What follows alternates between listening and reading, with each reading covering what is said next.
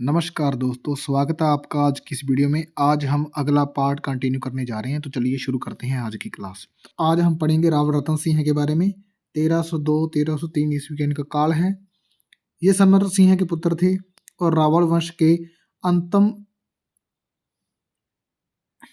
और रावल वंश के अंतिम प्रतापी शासक थे।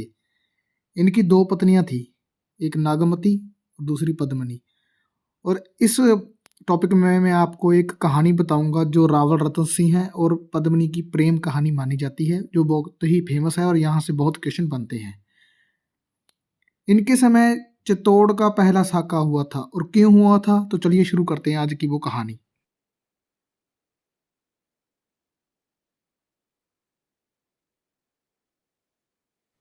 तो मान लेते हैं ये है हमारा भारत और यहाँ पर है राजस्थान और यहाँ पे है चित्तौड़।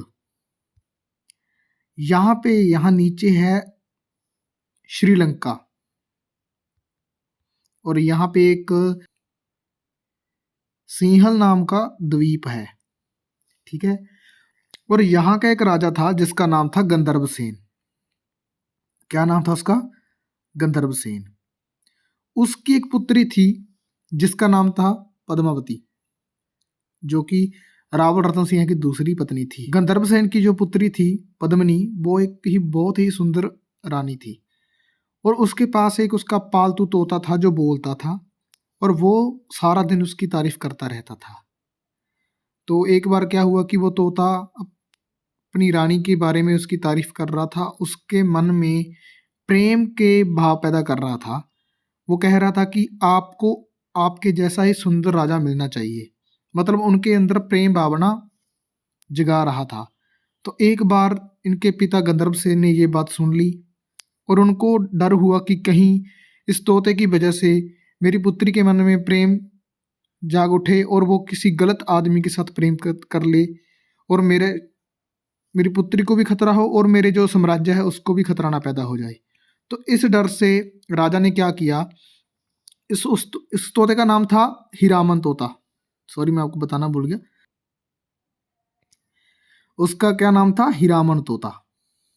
हीरामन तोता।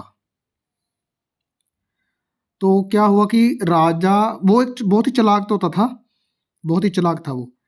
राजा ने इसे मारने का सोचा कि इसको मार देते हैं, नहीं तो ये मेरी पुत्री को गलत विचार इसके मन में पैदा कर देगा।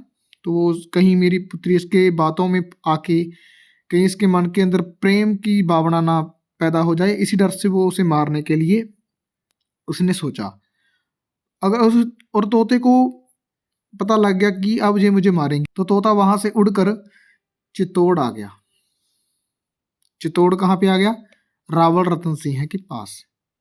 और वहां पर रावल रतन सिंह का एक दरबारी पंडित था, राघव चेतन। नाम याद रखना जो भी मैं आपको बता रहा हूं, राघव चेतन। राघव चेतन।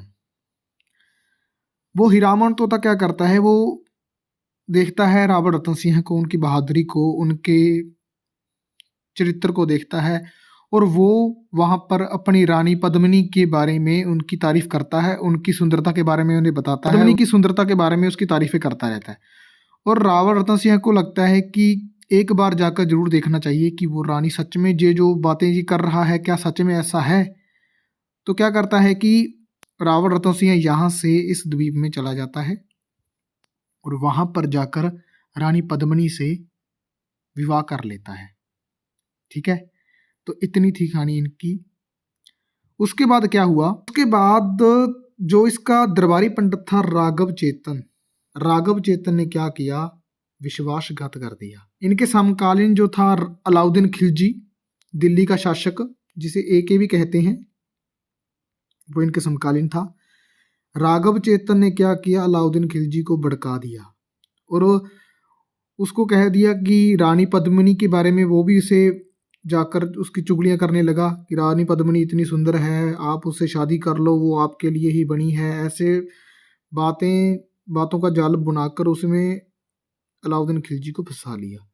और अलाउद्दीन खिलजी के मन में भी इच्छा जाग उठी कि एक बार जाएं और देख कर आएं कि क्या वाकई ही ऐसी बात है। तो क्या किया कि अलाउद्दीन खिलजी ने चित्तौड़ पर आक्रमण कर दिया। इसकी बातों में आकर राघव चेतन की। तो एके ने वहाँ पे आक्रमण कर दिया और वहाँ देखा रानी पद्मिनी को, तो वो देखता ही रह गया उसकी सुंदरता को, और उसे ही चित्तौड़ दुर्ग का पहला साका कहते हैं। इस साके में क्या हुआ कि रावण रतन सिंह हार गए, केसरिया किया उन्होंने, और रानी पद्मिनी ने भी जब देखा कि हम हार रहे हैं तो उन्होंने जौहर कर लिया 1600 रानियों के साथ। और इस साके की डेट याद रखना 26 अगस्त 1303। उम्मीद करता हूँ थोड़ी सी जो मैं आपको कहानी बताई आपको समझ आ गई होगी, पीछे की कहानी का राज आपको पता लग गया होगा। ये आक्रमणकारी अलाउद्दीन खिलजी, इनके जो सेनापति थे गोरा व बादल, ये बहुत बार एग्जाम में पूछा गया है, इनको याद रखना। गोरा व बादल किसके सेनापति थे? रावण रतन सिंह के। अब क्या हुआ, जब वो दुर्ग जीत गया, अलाउद्दीन खिलजी ने दुर्ग जीत कर अपने पुत्र खिजर खां को सौंप दिया और इसका नाम बदल कर क्या रख दिया? खिजराबाद रख दिया। ठीक है, कहानी समझ आ गई? अगर आ गई तो कमेंट में बता देना यस। ट्राई की है आपको कहानी समझाने की। इस बात की जानकारी है वो दाइबा पीर दरगाह अभिलेख में मिलती है। गोरा बादल री चौपाई के लेखक कौन है? हेमरत्न सूरी। ये भी इंपॉर्टेंट लाइन है, इसको याद रखना। चित्तौड़ के पहले साके का आंखों देखा वर्णन किसने किया है? अमीर खुसरो ने अपने ग्रंथ में खजाइन उल फतू, जिसे तारीख ए अलाई भी कहते हैं, उसमें किया है। 1540 ईस्वी में मलिक मोहम्मद जायसी ने इस ग्रंथ के आधार पर शेरशाह सूरी के समय अवधी भाषा में पद्मावत ग्रंथ की रचना की। और ये लाइन भी बहुत इंपॉर्टेंट है कि पद्मावत ग्रंथ की रचना किसने की? मलिक मोहम्मद जायसी ने। किसके समय? शेरशाह सूरी के समय। तो ये बात ध्यान रखना आप।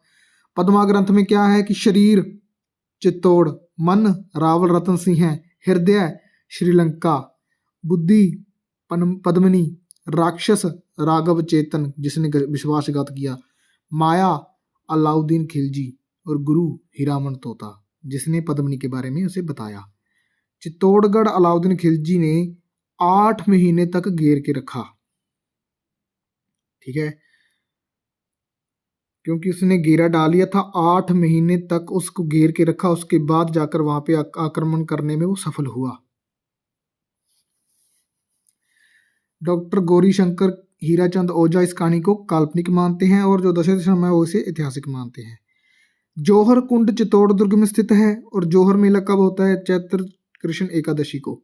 पद्मिनी पहले से भी चित्तौड़ दुर्ग में स्थित है, ये दोनों याद रखना। पद्मिनी की फड़, ये बहुत इंपॉर्टेंट है। पद्मिनी की फड़ किसने बनाई? शांतिलाल जोशी ने। पद्मिनी की फड़ शांति से बनाई जोशी ने। 1991 ईस्वी में बर्सिलोना ओलंपिक में प्रदर्शित की गई, ये बात भी ध्यान रखना। अलाउद्दीन खिलजी की मृत्यु के बाद खिजर खां चित्तौड़गढ़ को मालदेव सोनगरा को सौंपकर दिल्ली चला जाता है और राणा हमीर है वो मालदेव सोनगरा से चित्तौड़ दुर्ग जीत लेता है। लक्ष्मण सिंह के 7 पुत्रों में से 6 पुत्र पहले साके में वीरगति को प्राप्त हुए व 7वां पुत्र अरी सिंह का बेटा हमीर सिंह उत्तराधिकारी बना। अब आगे आएगा सिसोदिया राजवंश।